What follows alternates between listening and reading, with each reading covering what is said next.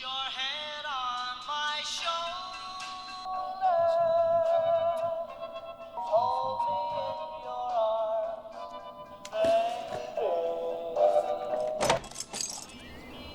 baby. Encomenda da Move Locadora.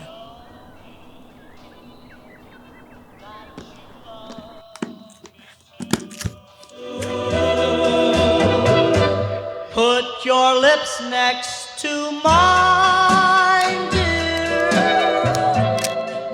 Bom, eu sou apaixonado pelas câmeras analógicas, mas até então nunca tinha tido uma experiência física com uma. Até a Move Locadora ceder uma Pentax K1000 para ter uma experiência com a minha avó.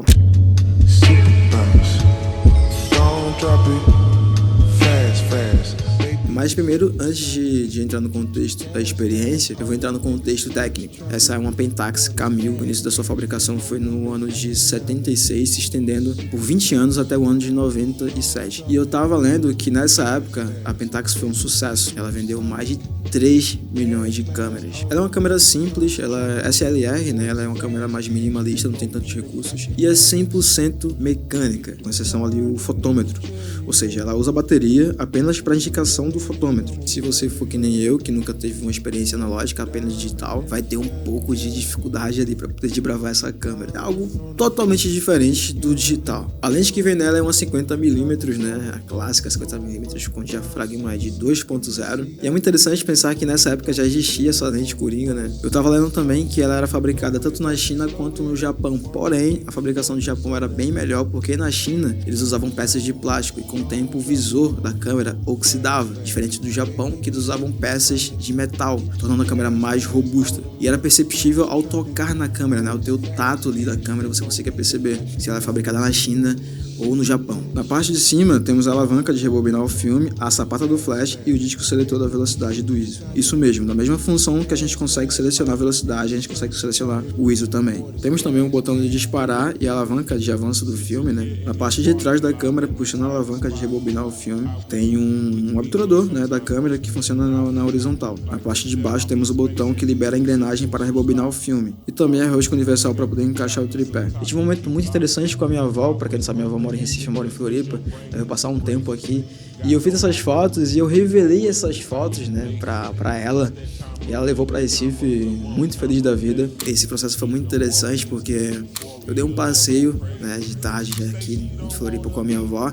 Eu pude fazer fotos incríveis, de momentos incríveis, super espontâneos e imprevisíveis, de diversos momentos, de pessoas, né, tendo seus momentos particulares ali também, do movimento das ruas, a poesia de cada lugar. E registrar isso com apenas um clique, que não volta mais atrás, porque é um disparo só, você tá queimando um filme ali, depois já era. É muito incrível, sacou?